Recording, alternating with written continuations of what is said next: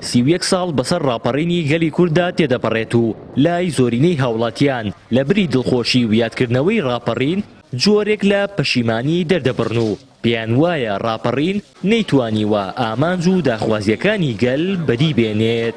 بەنسبەت ڕاپەڕینەوە بەڕاستی خەڵک وا بزانم زەرێکی کردووە دەربارەی ئەم حکومڕانی هەرێمی کوردستان. بەڕاستی خەڵک مەعاناتی زۆرە تاکو بڵێ 31 ساڵە ناڕەحەتی، 31 ساڵە بەدبەختی، 31 ساڵە مەعانات. بەڕاستی ئەم خەڵکە مەعاناتی زۆری بینیوە. تەمەنای ئەوەی نەکرد ئەم ڕۆژە بێتە دی لە سایەی ڕاپەڕینەوە. ڕاپەڕینێک بووە زەق نەبوت لەسەر هەموو تاکێکی ملەتی کورد. زۆر بەداخەوە بۆ ئەم حکومڕانی کوردستانە بەداخێکی زۆرەوە خەڵکی شەوسانەوە خەڵکی دەربەدەر کرد.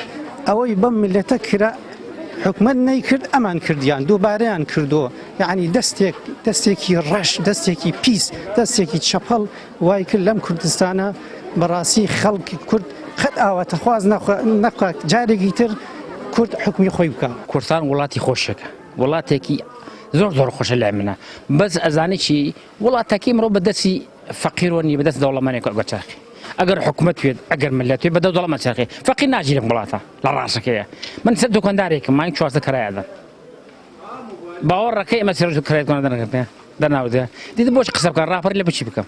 لە پێناو چی بکەم؟ وەڵا هەدانشم مەسەلەی کوردیە جای لەت تا چەند کراوەتن لەت بۆ خۆ لە شوێنە خۆی دانی لەگەشی باشترە. وەڵای بڵێ هەمووی بەدی هاتووە نە بەس ئازادیە و هەندێکی بەدی هاتووە هەندێکیشی ماوە. ئەنی باشە. بەس ئەوە نەبوو کە خەڵک بۆی ئاواتی هەبوو ڕاپەڕی بۆی ئەوە نەهاتە دینە وەڵڵا. حکومڕانی خراپی دەسەڵاتی کوردی لە دوای ڕاپەڕین و ناهەمواری ژیانی ئێستای زۆرینەی هاوڵاتیان و زیادبوونی گەندەڵی و ناعەدالەتی و نەبوونی مافا سەرەتاییەکان وای کردووە تاکی کورد مانا و مەبەستی ڕاپەڕینی لابشێوێت و هیچ ئینتیمایەک بۆ نیشتیمان و خەباتی مەدەنی نەمێنێتەوە.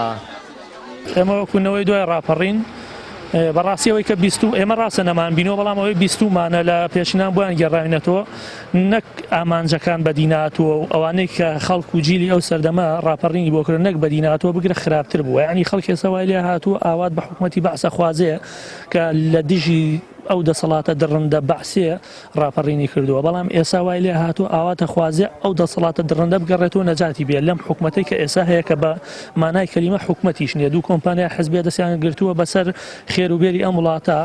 یعنی تاکی ئەم وڵاتە لە سەرەتاییترین مافەکانی خۆی بێبەشە.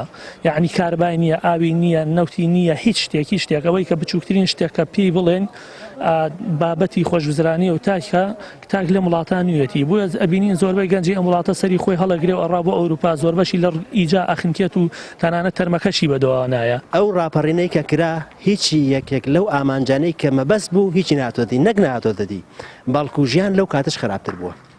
جاران بەس ئازادیمان نەبوو بەڵام ئێستا نەک ئازادیمان نییە هەموو شتەکانی تشمان لەدەستداوە. تەماشای بارگوزرانی خەڵک بکە مەعاش جاری وا هەیە بە دوو مانگ و سێ مانگ ئەی بڕن پاشەکەوتێکن دوایەوەتیە ئەمجە بڕێکی لێبڕێ. ئەوە جاران کاتی خۆی خوێندن بە خۆڕایی بوو بەڵام ئێستا هەموو بووەتە پارە. جاران هەموو خزمەت گوزارەکان بە بەلاش بوو ئێستا هەموو بووەتە پارە نەک بووەتە پارە بەڵام چەند قاد و چەند قاتیش باجیان زەریبیان سۆتە سەری تەواو ژیانی خەڵکیان ناڕەحەت کردووە. ئێستا باروزروفی خەڵک گەشتوتە ئەوە کە خەڵک لە ناو هەڵەبجەی شایدە لە قەی دیوارەکە بنچە سەدام حوسێن. یعنی ئەمەی تر قیمەی بێئومێدیە لەوەی کە لەم دەسەڵاتە کوردیەکە هەیە گەشتوتە ئەوەی کە خەڵک لە ڕاپەڕین کە سوکاری شید بێ ناوی خۆی ناوی شەهیدەکانی خۆی لە لەوحەی شەهیدەکانی ڕاپەڕینا بکوژێنێتەوە. ڕاپەڕینی گەلی کورد دژی ستەم و نەعەدالەتی و سڕینەوەی شوناسی کورد بوو بەڵام لە ئێستادا زۆرینەی کێشە و گرفتەکانی پێش ڕاپەڕین بە زیادەوە سەری هەڵداوەتەوە و ڕۆژ دوای ڕۆژ باری گوزەرانی هاوڵاتیان خراپتر دەبێت و نیشتیمانیش هەر ڕۆژە و ژمارێک لە هاوڵاتیەکانی جێی دەهێڵن. ئازادیش بە مانای ڕاستەقینەی خۆی نەگەیشتووە. هاوەر محەممەد کەناڵی ئاسمانی پەیام گەرمیان.